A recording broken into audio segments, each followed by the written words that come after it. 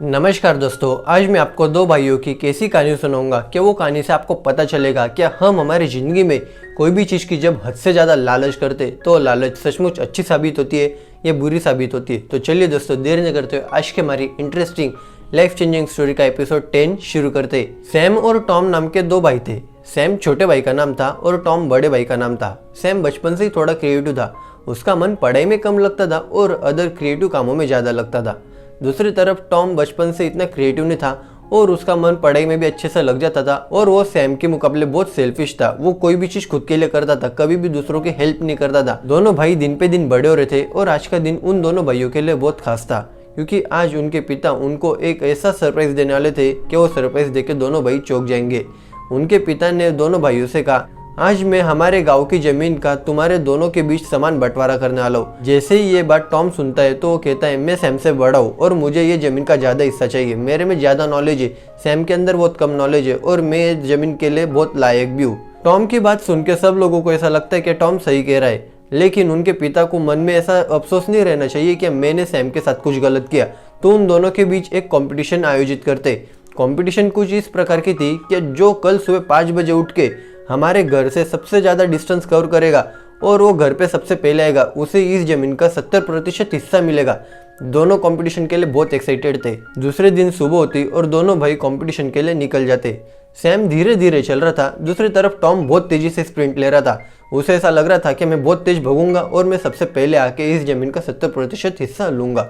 दूसरी तरफ सैम को पता था कि गर्मी के दिन है, धूप बहुत तेज गिरेगी, इसलिए वो छाव छाव में से जा रहा था। दोपहर की 12 बज जाती और दोनों को पता ही नहीं चलता कि हमने कितना डिस्टेंस कवर किया है। जब दोनों भाई अपने जेब में से स्मार्टफोन निकालते और वो स्मार्टफोन में समय देखते कि अभी हमें कितना समय हुआ है और हमने कितना डिस्टेंस कवर किया है। जब सैम अपने स्मार्टफोन में समय देखता तो उसे पता चलता कि 12 बज चुके हैं और अभी तक मैंने सिर्फ 5 किलोमीटर डिस्टेंस कवर किया है। टॉम बहुत खुश था क्योंकि उसने अभी तक 10 किलोमीटर अंतर कवर किया था।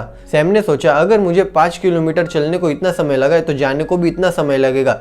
इसलिए सैम ने वहां से यू टर्न ले लिया और वो अपने घर की तरफ जाने के लिए निकल पड़ा। उधर टॉम को ऐसा लगा कि अभी तो सिर्फ 10 ही किलोमीटर हुए, अभी तो मुझे और डिस्टेंस कवर करना बाकी, इसलिए वो आगे भगता गया।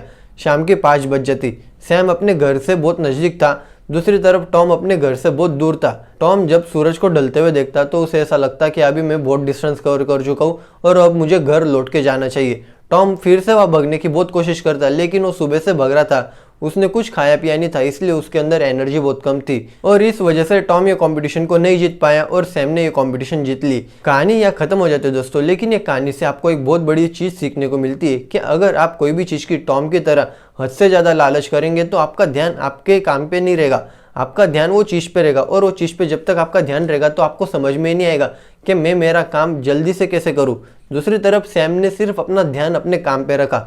उसने कभी ऐसा सोचा नहीं कि मुझे कुछ मिलेगा, उसने सिर्फ ऐसा सोचा कि मैं मेरा काम जल्दी से कैसे करूं, मैं ये कंपटीशन कैसे जीतूं। वो सिर्फ कंपटीशन पे ही ध्यान दे रहा था और टॉम ने एक ध्यान कम दिया, इस वजह से वो कंपटीशन हार गया। मुझे विश्वास है दोस्तों, आपने ये कहानी से बहुत कुछ सीखा होगा। आप मुझे कमेंट करके बता सकते हैं कि आपको ये कहानी कैसी लगी और आप आगे कौन से टॉपिक पे कौन सी कहानी सुनना चाहते हो। चलिए दोस्तों, आज की इस वीडियो में इतना ही। फिर मिलते हो दोस्तों किसी नेक्स्ट लाइफ चेंजिंग स्टोरी के साथ।